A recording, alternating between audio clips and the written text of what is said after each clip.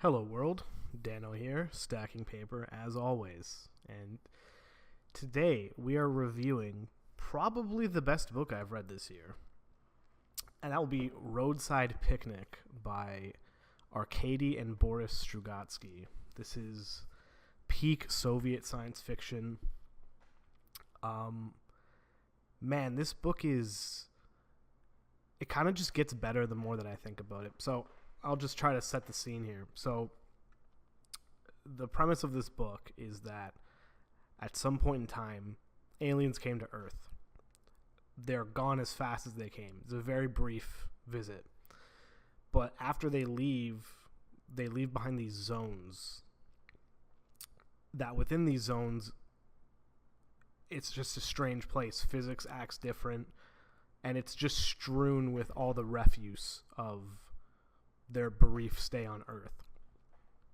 And the book revolves around this group of people called stalkers, not your, everyday creepy chasing women's in the night, variety. But I don't know exactly where the term stalker comes from, but this is what they call each other. And these are people that go into the zones to try to get like alien artifacts out. Because obviously these zones are controlled by the various governments that they land in. And there's institutes that are trying to research stuff that's going on in there. So the smuggling out of resources from the zone outside of, government institutions is extremely illegal. And the main character's name is Redrick Red Schuhart. And the entire book is almost like I don't want to say anthology because it's all the same guy, but it's like broken up into vignettes, short stories essentially at different points of this guy's life. I feel like this book is actually less of a science fiction novel and more of like social science fiction. It feels like it's more about the characters' relationships with these zones than it is even about aliens or anything like that. I don't even know if they specifically say that it is aliens, but it's just at some point in time these zones appeared on Earth and we don't know why. But this book just delves deep into just like the subculture of the stalkers and how it affects them. These guys are like traumatized, specifically Red, because he's seen so many people die in there, because there's these traps that are set around the zone. They call them traps, but the reality is we don't really know anything that's going on in there, right? It's like these traps could just be anomalies based off of the alien technology, but they're not actually meant to be traps. Just like the stuff that they take out of the zone, it changes the technology in the outside world, but we don't even know if we're using it for the real reasons, the real purpose that the stuff is made for. But this book it's like a treatise on like addiction, I want to say, because it's about this guy's life and how the zone like destroys his life, but it also is his life. It's everything he lives for. And it just kind of, as you see every vignette, I don't want to get into it so far. This is like spoiler free so far. But it eats away at this guy while simultaneously he can't live without it. It's fascinating. So now I'm just going to get into like spoilers. I'm not really going to get into too much detail. I'm just going to go through the book because I feel like I have to talk about it. It's just so engaging. So the first section, there's almost like there's an introduction where we're talking to this doctor, and this doctor's explaining, like he's on a radio show explaining to the general public like what these zones are and the consequences of them and stuff like that. It also doesn't specify where, like what country this book takes place in.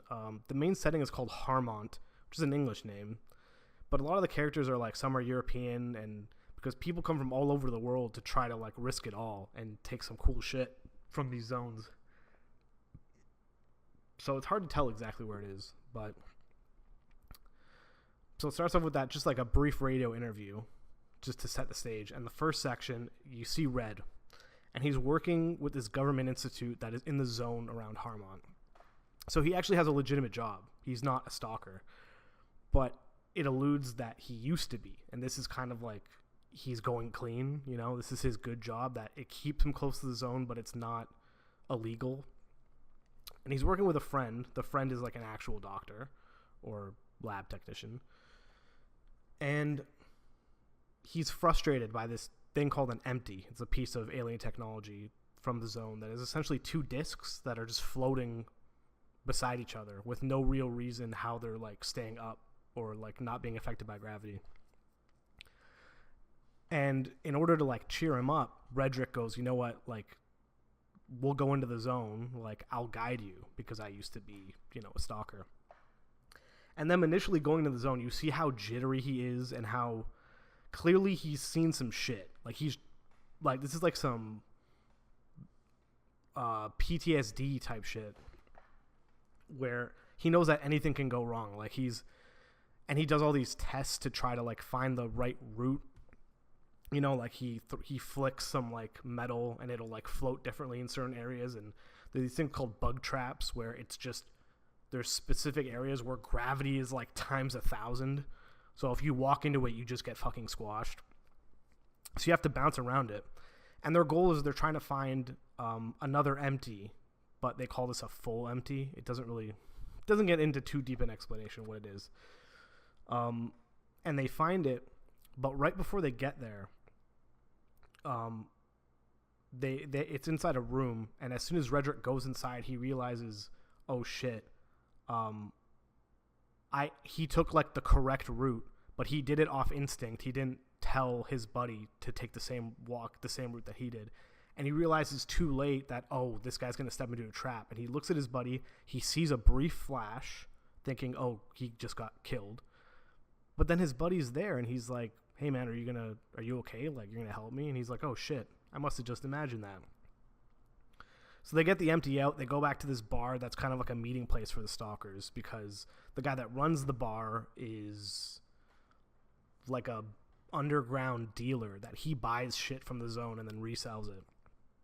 And he's all happy. He's like, nothing went wrong. He gets there. And after like 15, 20 minutes of drinking, one of the guys comes up to him and he's like, hey, that guy that you went into the zone with, he's dead.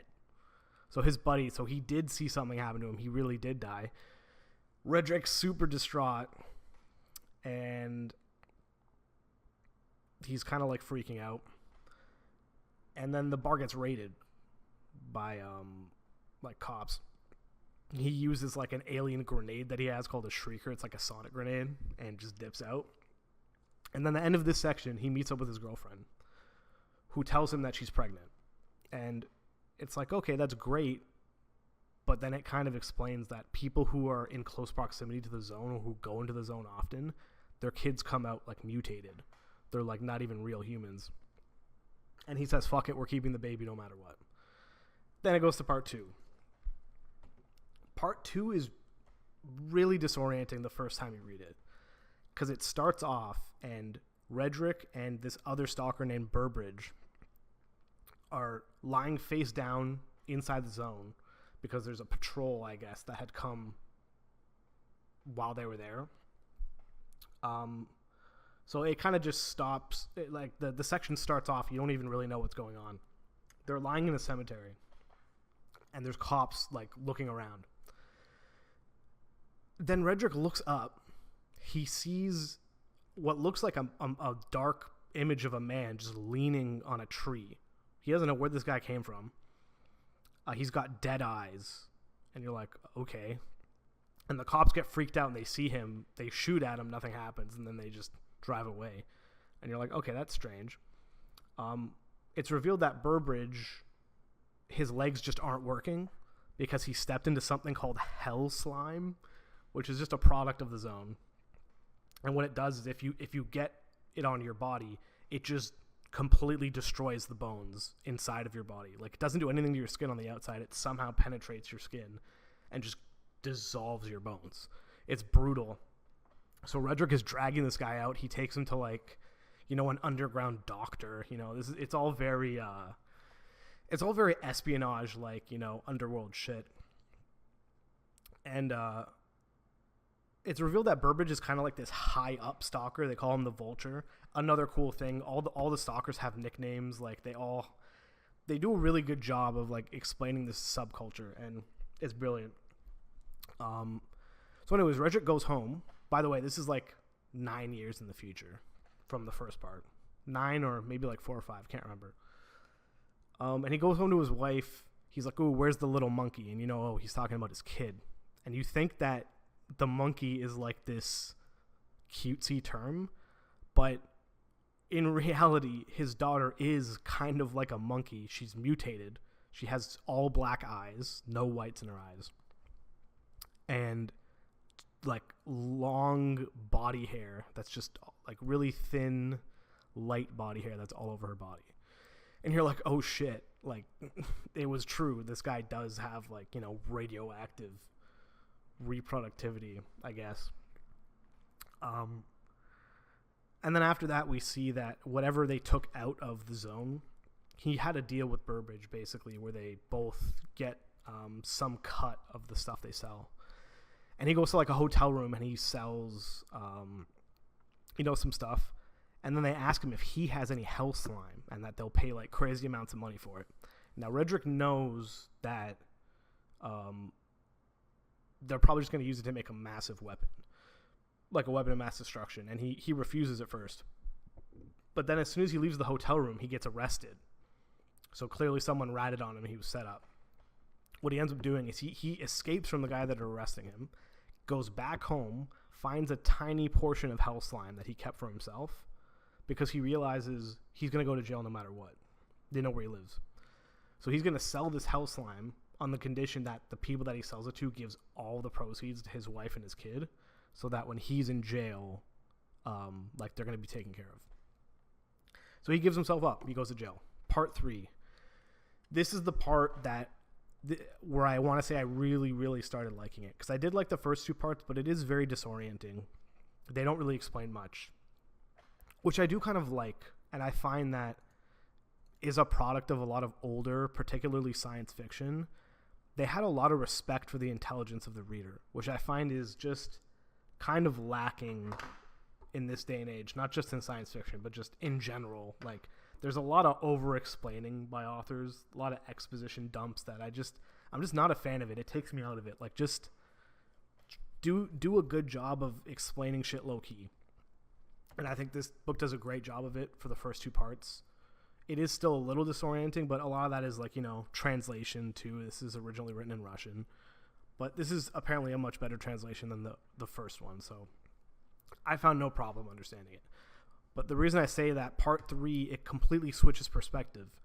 Redrick is now no longer the point of view character. We go to Richard Noonan, who briefly appeared in part 2, right before he goes into the hotel. He's just like an old friend.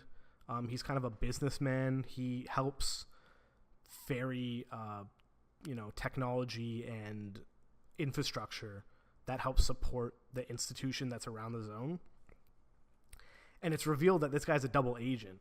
Well, not a double agent, more like a rat. He's the guy who's been ratting out these stalkers.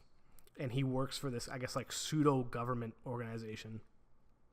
And you see a meeting that he has with his higher-ups. And he's really confident. He thinks that like he's pretty much caught all the stalkers. But it's revealed that actually there's more product moving in and out of the zone than ever before. And Burbridge, the guy that Redrick saved his life, he's now like the big dog. He's the guy that's organizing all this shit. And like this part is kind of random, although I really did appreciate it because it helped a lot. But it doesn't really explain why he's having this conversation. So Richard Noonan has a conversation in a bar or like a diner with Dr. Pillman, the guy who does the radio interview in the introduction of the book. And he kind of just like flat out just explains everything that's going on in the zone, even though like this guy already knows. So it kind of does feel like he's just talking to the audience. But he just, like, briefly goes over, like, yeah, the kids of stalkers are all these mutated weirdos. There's also government organizations that are trying to take control of the zone. And more specifically, this is where the name of the book, Roadside Picnic, comes from. Because Noonan asks the doctor, like, when do you think these aliens are going to come back? Like, I'm so pissed at these aliens, essentially, for just fucking up the world. And Pillman's like, I don't think they are coming back. I think that Earth was just this random stop for them, and he calls it a roadside picnic. And Noonan is, like, pissed off. He's like, what do you mean? You think they just, like, paid us no attention, like we mean nothing? And he's like, yeah, that's exactly what I mean. I think you have too much of an ego, and you have to realize that, maybe they just came here for no reason. And the stuff that we're worshiping and idolizing, all this technology that we think is going to change our lives, that could just be their, like, fucking, like, parts of their car. Like, that's nothing for them, But this part's great because you really get to see that exposition, and then you get to see Red come in. So this is another, like, 9 years in the future. Red is now out of jail. And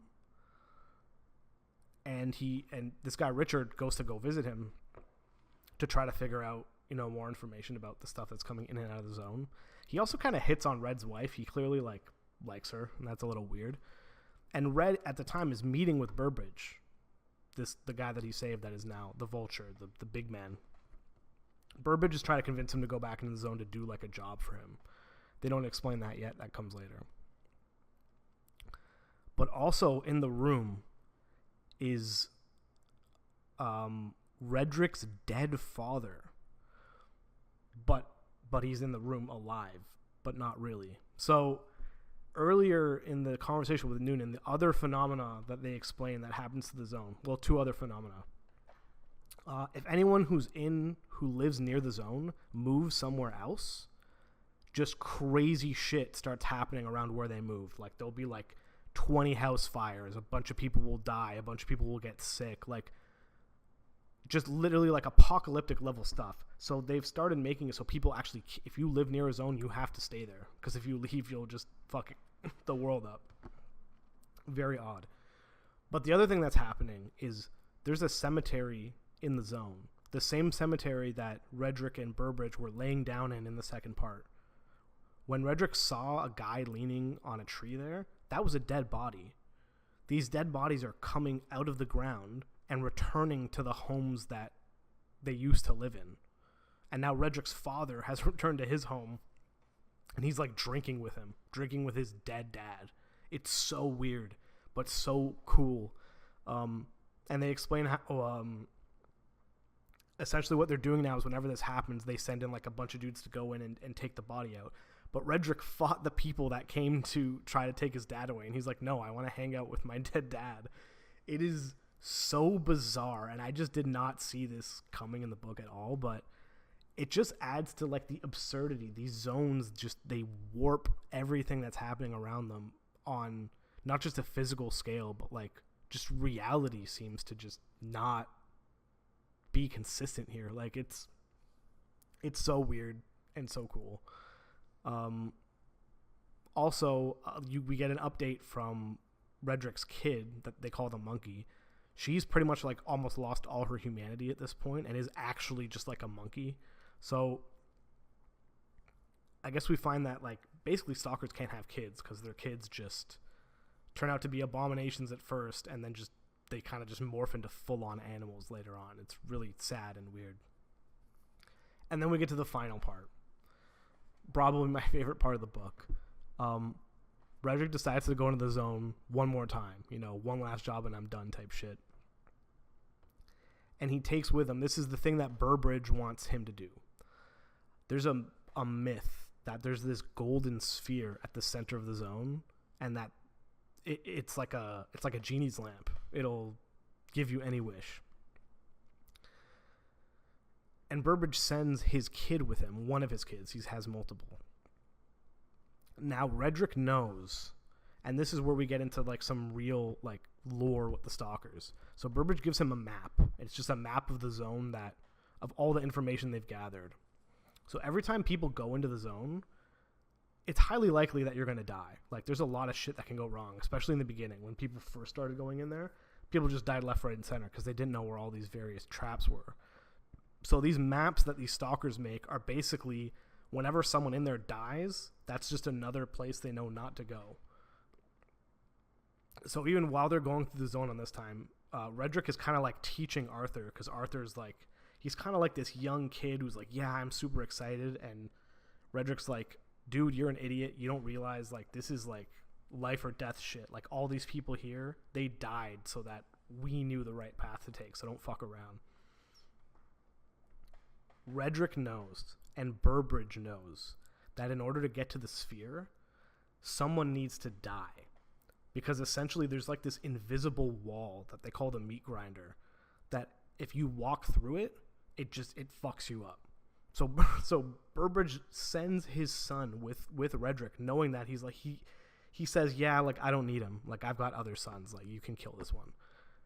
It's crazy. And the entire time that Redrick's walking through the zone with him, he knows he's going to sacrifice him. So all this stuff that he's explaining to him, and at one point, it's so dark, the humor. He's like, Arthur's just blabbing on, and it's just going in through one ear and out the other. And in Redrick's head, he's like, why is this guy talking? Like, you're just a key. You're just my key to the center. Like, why is this key talking to me? It's creepy. And then once they finally do get to the center, Arthur starts running towards the sphere, and he starts yelling, like, selfless wishes. Like, hey, like, make the world a better place. Like, make everybody happy. And then he hits the meat grinder. It is actually some body horror. He floats up into the air and then gets wrung out the way it explains, like a wife with a dish towel. So his body just gets immediately twisted in both directions and just gets fucking crunched. It's so gnarly. And then Redrick, seeing this, starts going towards the sphere. In his mind, he's trying to wish for his daughter to be back to normal. But as he gets closer to the sphere, he starts yelling the same shit that Arthur was just yelling about, like, you know, happiness for everybody, no one gets left behind type shit. And then the book just ends. Oh man, this book's brilliant. Honestly, it sounds mundane, but it just, I almost feel like you could substitute these zones in for like any type of addiction. It's the thrill of the hunt. It's chasing things that we know are bad for us, but we can't help but enjoy. It's like capitalist greed, you know, people being willing to sacrifice other people's lives just for some profit. There's social commentary. It's just, I feel like this book has a little bit of everything, and it's not long. It's like 200 something pages. 245 pages. The pacing is breakneck. I don't know, man. This book, I actually had high expectations for this book, and it definitely met or exceeded them. At first, I gave it an 8.5, but I think it's better. I think this is a solid 9. It's not like, it could be though. Like, the more I think about it, the better it gets. I'm gonna stick with a 9 out of 10 for now.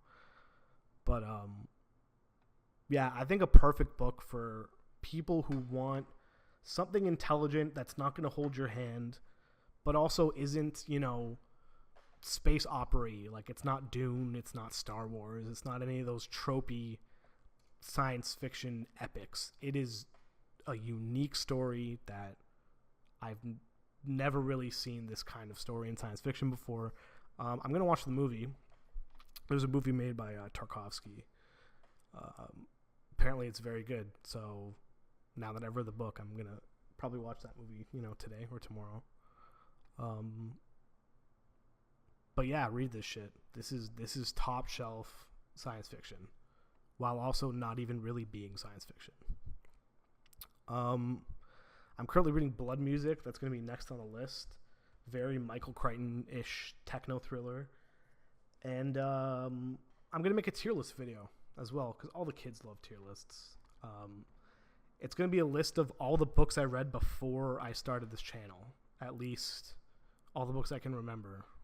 And it'll be very loose because a lot of these books I haven't read since I was like 12 or 13. So I'll have to give a little bit of leeway up or down for them. But yeah, look forward to that. Anyways, till next time. Peace.